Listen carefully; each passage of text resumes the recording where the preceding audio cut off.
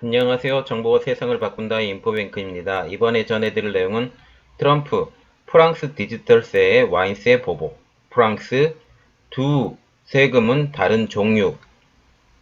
여러분의 구독과 좋아요는 저에게 많은 도움이 되오니 구독과 좋아요 많이 눌러주시기 바랍니다. 그러면 시작해 보겠습니다. 이번 주제는 트럼프, 프랑스 디지털세의 와인세 보복, 프랑스 두 세금은 다른 종류. 이 배경은 관계가 멀어져가는 미국과 프랑스입니다. 이번에 트럼프가 프랑스의 와인세를 언급을 했는데요. 프랑스가 구글 및 미국 거대 IT 기업에 디지털세를 부과하기로 한 것에 대해서 반발을 한 것입니다. 도널드 트럼프 대통령의 지금 트윗인데요. 보시면 프랑스는 디지털세를 지정을 했다. 그리고 만약 그들에게 그 세금을 매기려면 이것은 자국에 대해서 자국만이 할 수 있다. 그것은 미국이다. 이렇게 나와 있거든요. 자세한 내용은 제가 또 설명을 해드리겠습니다. 27일 트럼프의 트위터에 보면 프랑스는 위대한 미국 기술 회사들의 디지털세를 부과한다. 누군가 그들에게 세금을 부과한다면 이는 그들의 본국인 미국이 되어야 한다. 우리는 마크롱 프랑스 대통령의 어리석음에 대한 실질적 상호적 조치를 곧 발표할 것이라고 말했습니다. 난 항상 미국 와인이 프랑스 와인보다 좋다고 말이 왔다라고 트윗의 내용입니다. 26일날 백악관 기자회견을 했거든요. 거기서 이렇게 물어봤어요. 마크롱 대통령과 트럼프 대통령의 관계는 어떠냐라고 물어봤는데 대답은 좋다. 방금 그와 통화했다. 와인세 부과 문제는 어떻게 되냐라고 물어봤는데 디지털세 부과는 잘못된 일이다 라고 말을 했습니다. 그들은 그렇게 하지 말았어야 한다. 나는 그에게 하지 말라. 만약 그렇게 한다면 난 당신들 와인에 관세 또는 세금을 매길 것이라고 말했다 라고 말했습니다. 지금 프랑스가 디지털세 부과 법안에 의결을 했거든요. 6월 11일 날, 이거 6월 11일입니다. 상당히 오래됐죠? 한 달 반 정도 됐네요. 프랑스 상원은 연 수익 7억 5천만 유로, 9,900억 원 이상이면서 프랑스 내에서 2,500만 유로, 약 330억 원 이상의 수익을 내는 IT 기업이 프랑스에서 벌어들이는 연간 총 매출의 3%를 디지털세로 부과하는 법안을 의결을 했습니다. 이렇게 프랑스 디지털세 부과 대상이 된 그 기업들은요, 미국, 중국, 독일, 스페인, 영국, 프랑스 등지의 IT 대기업 30여 개가 되고요. 미국의 IT 글로벌 공룡기업 아마존, 구글, 페이스북 등이 여기에 포함된다고 합니다. 이것에 대한 미국의 대응이 나왔는데요. 프랑스의 어떤 조치에도 강하게 반발한다.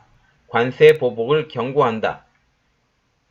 그래서 미국의 관세 보복 조치의 배경을 한번 보면 미국의 무역법 301조를 근거로 해서 프랑스의 조치를 조사 중이라고 지금 말을 하고 있습니다. 그래서 트럼프와 마크롱 대통령의 지금 전화가 27일 날 있었는데요. 로이터 통신에 의하면 프랑스 엘리제 제공은 마크롱과 트럼프 대통령의 디지털 서비스 기업 과세에 대한 국제적인 합의가 필요하다고 전화를 했다고 합니다. 마크롱 대통령은 다음 달 열리는 주요 7개국 정상회의가 국제적으로 단일한 디지털세를 도입하는 데 중요한 기회가 될 것이라고 강조를 했는데 여기 지금 보시면 G7 정상회의 지금 나와 있잖아요.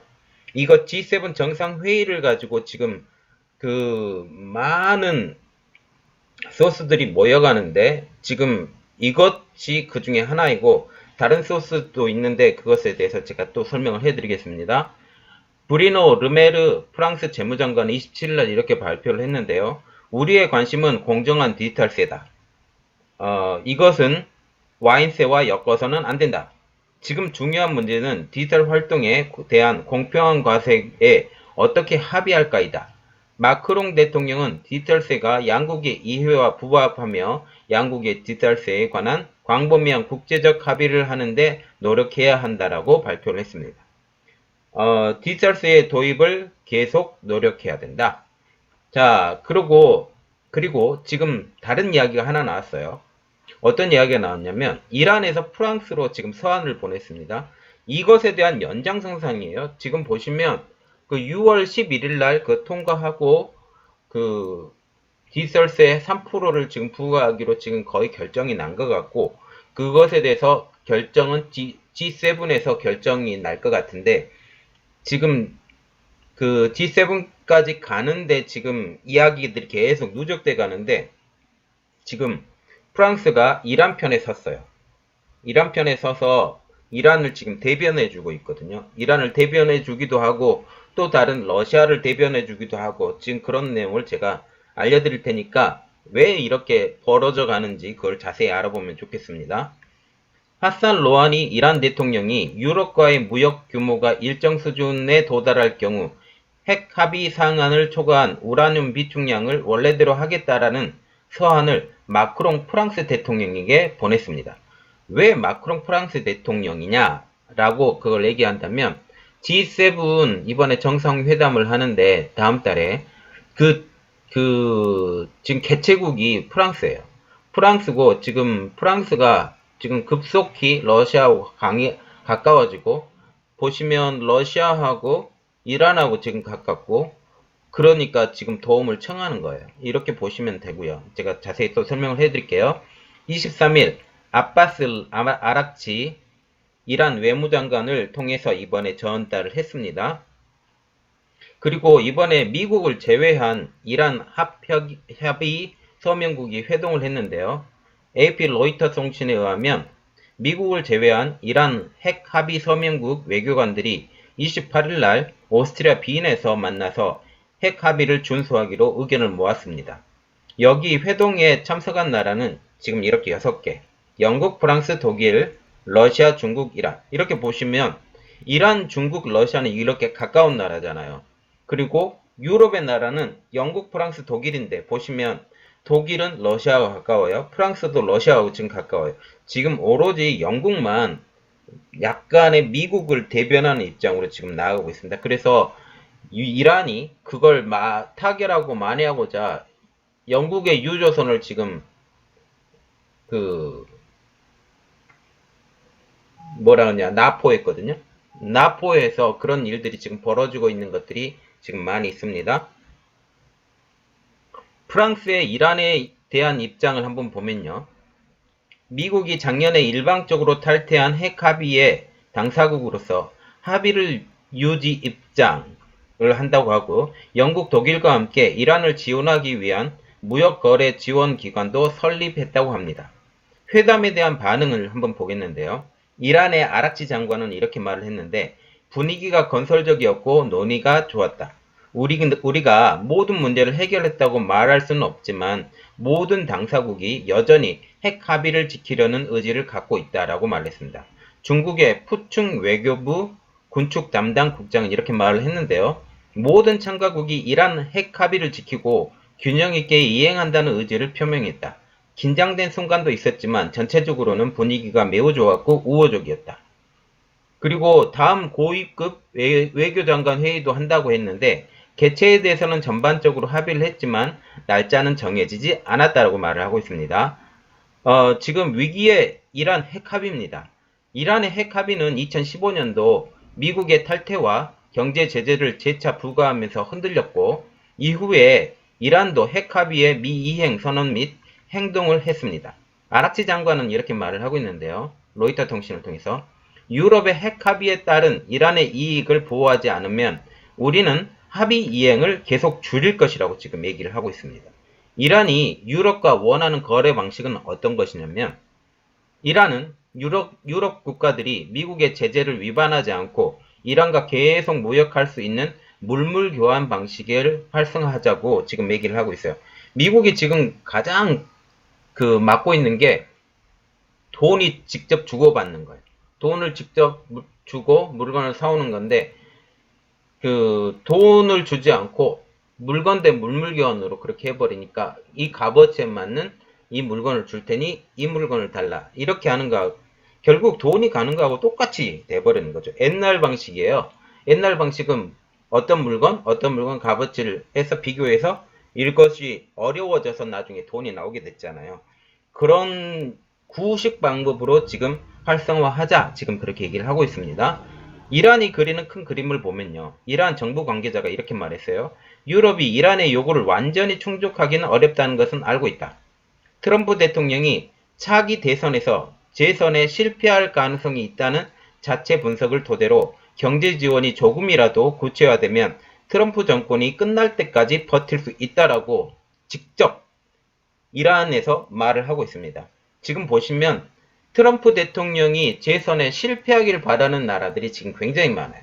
그 나라들이 어디냐면 중국, 이란, 그리고 유럽의 모든 나라들, 특히 프랑스, 독일, 이렇게 보시면 돼요. 그리고 지금 일본도 그렇게 탐탁하게 여기지는 않거든요.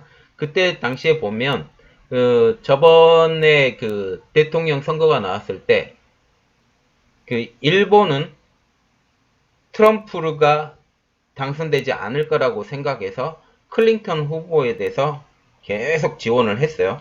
그러니까 지금 관계가 결국은 좋아지지는 않을 것 같고 일본 입장으로서도 트럼프가 굉장히 어려운 사람 중에 한 사람이에요.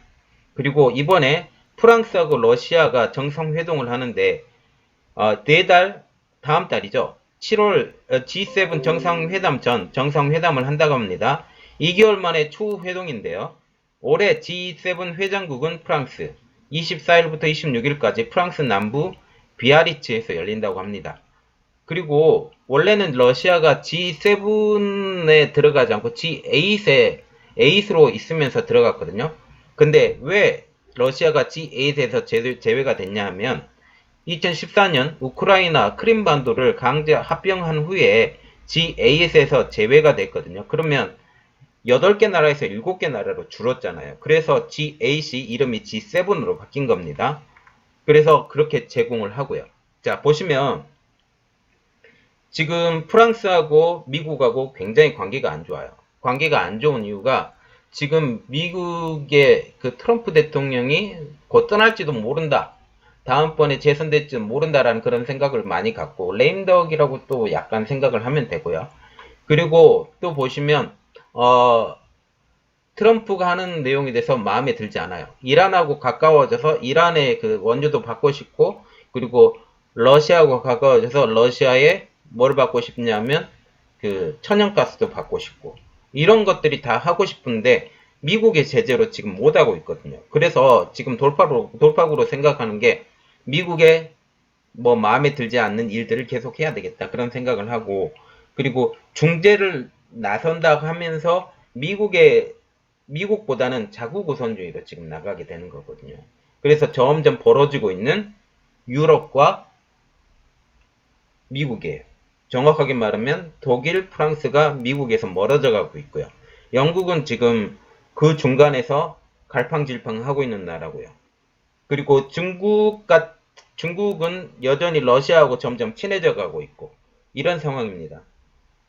저희 내용이 오늘은 여기까지였고요. 저희 내용이 좋았다면 구독과 좋아요 많이 눌러주세요. 그러면 다음에는 더 좋은 내용으로 여러분들 찾아뵙겠습니다. 감사합니다.